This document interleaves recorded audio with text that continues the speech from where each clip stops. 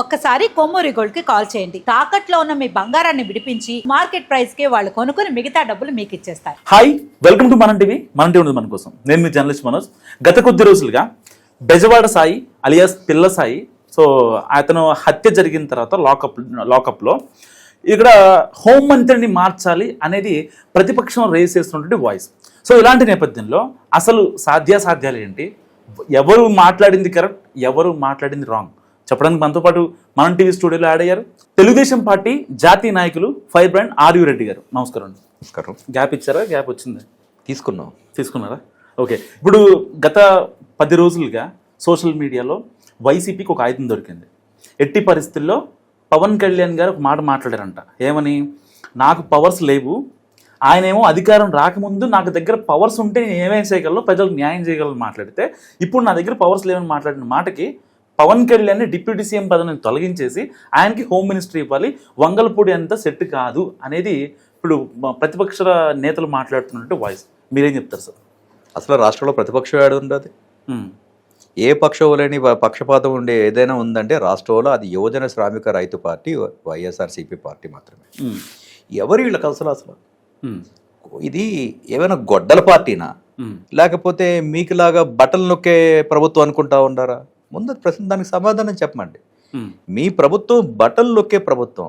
గత పాలకులు మీరు అదేగా చేశారు. బట్టలు నొక్కి అక్రమంగా మీరు ఎన్ని స్కాములు చేసినారు, ఈ పేద ప్రజల్ని ఎంత విధంగా హింసించినారు అనేది క్లియర్ కట్గా మొత్తం 5 సంవత్సరాల హిస్టరీ క్లియర్గా కనబడిపోతూ ఉండదు కదా. ఈరోజు పవన్ కళ్యాణ్ గారు ఏది మాట్లాడినా, ఎవరు మీకు వైఎస్ఆర్సీపీలో ఈరోజు కామెంట్ చేసినారు ఆ పేరు గారు చెప్పగలిగితే నేను అతనికి డైరెక్ట్గా సూటిగా అతనికి సమాధానం చెప్తా ఉంటాను. ఈరోజు ప్రతి ఒక్కరు కూడా ఒక పవన్ కళ్యాణ్ని కూటమిలో ఉండే పార్టీల్ని విడదీయాలనే ఉద్దేశంతోనే ఈరోజు దొంగ రాజకీయం చేస్తూ ఉన్నారు, దుర్మార్గ రాజకీయాలు చేస్తూ ఉన్నారు. పవన్ కళ్యాణ్ గారు ఈరోజు ఈ రాష్ట్రానికి 5 కోట్ల మంది ప్రజలకి ప్రజాప్రభుత్వానికి ఉప ముఖ్యమంత్రి. ఆయన దగ్గర అధికారాలు లేవని చెప్పేసి ఏ రోజు మీతో మాట్లాడినారో మీడియా ముందుకు చెప్పండి. ఈరోజు ఆయన మంచిగా పరిపాలిస్తూ ఉండారు. ఆయనకు శాఖను పరిపూర్ణంగా ఆయన చేసుకోవడం రావడం జరుగుతూ ఉంది. దాన్ని ఈరోజు ఆయనకి ప్రజల్లో ఆయనకి మంచి అభిమానం ఉంది.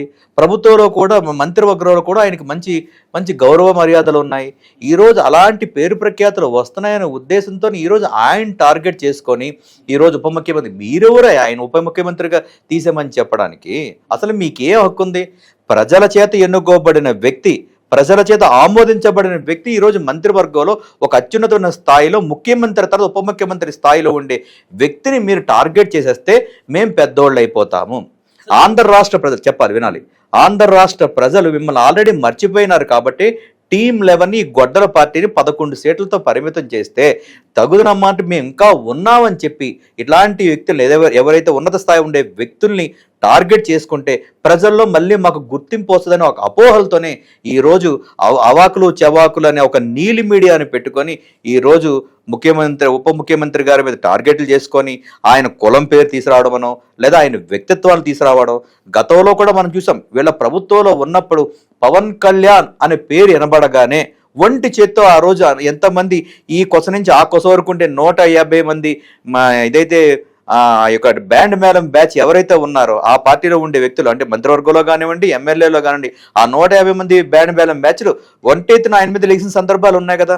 ఈరోజు అధికారం కోల్పోయి ప్రజలు మిమ్మల్ని మెట్టుతో కొడితే ఈరోజు మేము మతిపోయి ఈరోజు మళ్ళీ ఒక ఉన్నతమైన స్థానంలో ఉండే వ్యక్తుల్ని, పవన్ కళ్యాణ్ గారినే కానివ్వండి, మా పార్టీ తరపున ఉండేటువంటి అత్యున్నత స్థాయి ఉండేటువంటి మా జాతీయ నాయకులు, ఈ రాష్ట్ర ముఖ్యమంత్రి గారు చంద్రబాబు నాయుడు గారి మీద కానివ్వండి, లోకేష్ గారి మంత్రివర్గ లోకేష్ గారి మీద కానివ్వండి, అంటే ఇలాంటి అత్యున్నత స్థాయి ఉండే వ్యక్తులను కనుక మేము టార్గెట్ చేస్తే మేము పెద్దోళ్ళు అయిపోతా ఉన్న అపోహలో ఈరోజు మాట్లాడుతూ ఉన్నారు. దేనికి సంబంధం లేని విషయం, అసలు దేనికి సంబంధం ఉంది?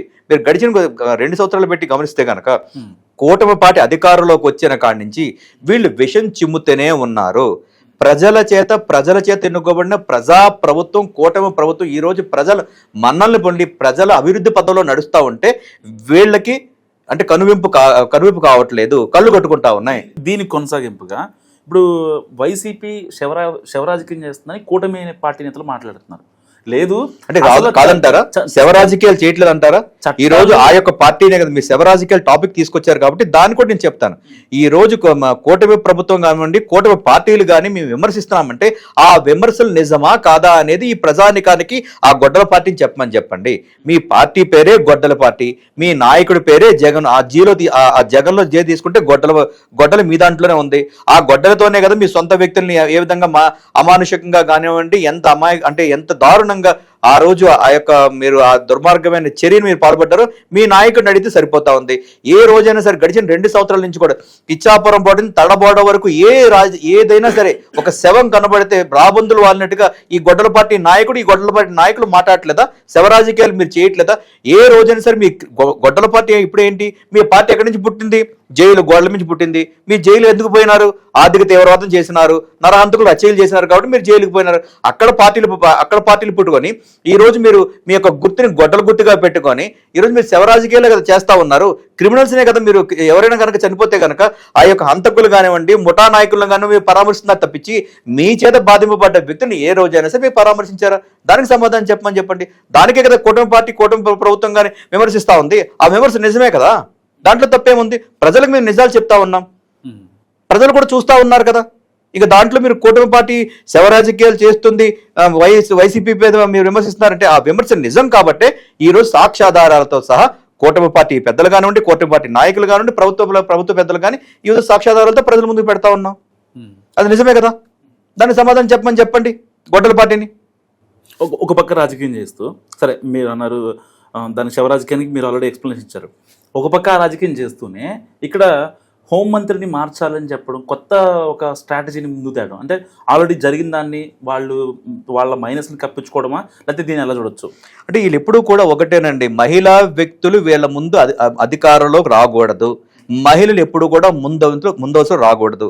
ఈ రోజు గౌరవ హోంమంత్రి గారు వంగలపూడి అనిత గారిని ఎందుకు వీళ్ళు టార్గెట్ చేస్తున్నారు? గతం నుంచి తీసుకుంటే కనుక, గతంలో వీళ్ళు అధికారంలో నుంచి కనుక మనం మాట్లాడుకోగలిగితే కనుక, అధికారంలో ఉన్నప్పుడు తన ఒంటి చేత్తో వీళ్ళు చేస్తున్న అరాచకాలు కానివ్వండి, వీళ్ళు చేస్తున్న దుర్మార్గాలను కానీ వ్యతిరేకించి ప్రజల్లోకి తీసుకెళ్లడం జరిగింది. ఈ రోజు అదృష్టవశాత్తు ఆ యొక్క గొడ్డల పార్టీని ప్రజలందరూ కూడా తొక్కిపెట్టి నారు తీసినారు కాబట్టి మళ్ళీ కూటమి ప్రభుత్వం వచ్చిన తర్వాత తనకు ఒక మొట్టమొదటి మహిళగా, అంటే కింద స్థాయి నుంచి వచ్చిన ఒక బడుగు బలహీన వర్గాల నుంచి కింద స్థాయి నుంచి వచ్చిన వ్యక్తికి ఈ రోజు కూటమి ప్రభుత్వం కానివ్వండి, ప్రజలు కానివ్వండి ఒక అత్యున్నత స్థాయి ఇచ్చి ఒక మహిళా హోంమంత్రిగా ఈ రోజు కూటమి ప్రభుత్వం పెడతా ఉంటే వీళ్ళు చేసిన దుర్మార్గాలు అధికారికంగా ఆమె హోంమంత్రిగా అసెంబ్లీలో కూడా ఏ విధంగా చేశారో ఆమె శ్వేతపత్రం విడుదల చేయడం జరిగింది. వీళ్ళు అధికారంలో ఉన్నప్పుడు గత 19 నుంచి 24 వరకు 5 సంవత్సరాల్లో అధికారంలో ఉన్నప్పుడు వీళ్ళ చేతి ఎంత బాధింపబడ్డారు, ఎంతమంది ఇబ్బంది పడ్డారు, ఎన్ని స్కాములు చేశారు అనేది ఈ విధంగా పత్రికాముఖంగా కానివ్వండి, అసెంబ్లీ సాక్షిగా కానివ్వండి, వివిధమైన అంటే ప్రజల్లో తను ముందుకు తీసుకెళ్తా ఉంటే ఈ గొడ్డల పార్టీకి నిద్ర పట్టట్లేదు. దానికోసం వీళ్ళు ఆ యొక్క అనితని, వీళ్ళు హోమ్ మినిస్టర్ గారు అనితని వీళ్ళు టార్గెట్ చేయడం జరుగుతుంది. మేము మీడియా ద్వారా మీ ద్వారా అడుగుతా ఉన్నాము మనోజ్ గారు, ఈ వాళ్ళ పార్టీలో కూడా గతంలో హోమ్ మినిస్టర్గా తేనేటి వనితని ఒక మహిళా హోంమంత్రి ఉండేది.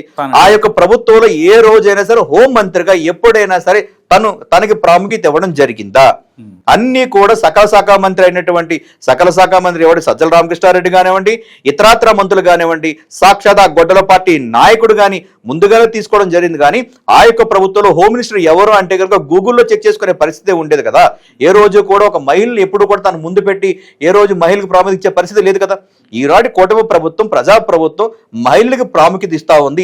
ఈ రాష్ట్ర ముఖ్యమంత్రి గారు గౌరవ నారా చంద్రబాబు నాయుడు గారు కానివ్వండి, గౌరవ ఉప ముఖ్యమంత్రి పవన్ కళ్యాణ్ గారు కానివ్వండి, మహిళలకి ప్రాముఖ్యత ఇస్తూ ముందుండి నడిపిస్తా ఉంటే ఈ రోజు ఈ రాష్ట్రానికి 5 కోట్ల మంది ఆంధ్ర రాష్ట్ర ప్రజలకి ఒక మహిళా హోంమంత్రిగా సేవలు చేస్తా ఉంటే వీళ్ళు శవ రాజకీయాల కోసం ఏదో ఒక అవకాశాన్ని తీసుకొని దాన్ని దుష్ట రాజకీయాలు చేసి తిరిగి ఆ యొక్క మహిళా హోంమంత్రిని మార్చాలని ఉద్దేశం. ఎందుకంటే తన యొక్క వచ్చిన తర్వాత క్రిమినాలిటీని తగ్గించడం జరుగుతూ ఉంది. వీళ్ళు చేసిన గంజాయి బ్యాచ్లు కానివ్వండి, ఇతరాతర మాదక ద్రవ్యాలు కానివ్వండి, ఇతరాతర లిక్కర్ స్కాములు కానివ్వండి, ఈ రోజు ఆమె ఒక హోంమంత్రి బాధ్యతగా తీసుకొని పరిపూర్ణంగా తన యొక్క శాఖని సమర్థవంతంగా సమర్థవంతంగా తను ముందుకు పోతా ఉంది కాబట్టి వాళ్ళకి నిద్ర పట్టట్లేదు. కాబట్టి దానికోసం ఈ రోజు అనితను మార్చండి.